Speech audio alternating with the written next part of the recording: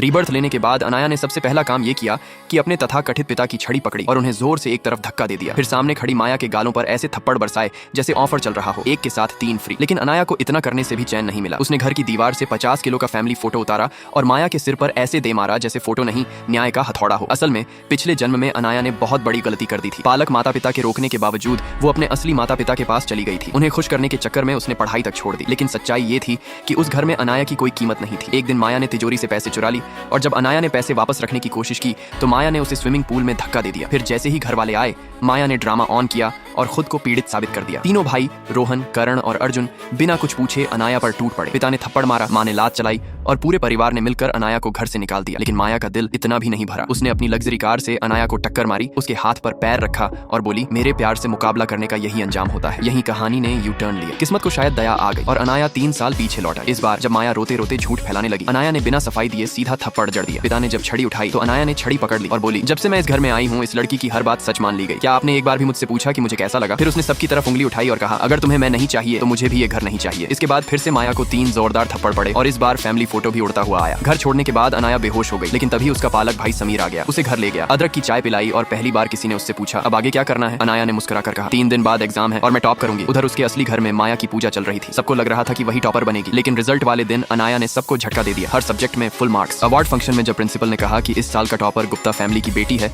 तो पूरा परिवार मंच पर चढ़ गया। लेकिन जैसे ही नाम लिया गया सबके चेहरे उतर गए, क्योंकि टॉपर का नाम था अनाया शर्मा।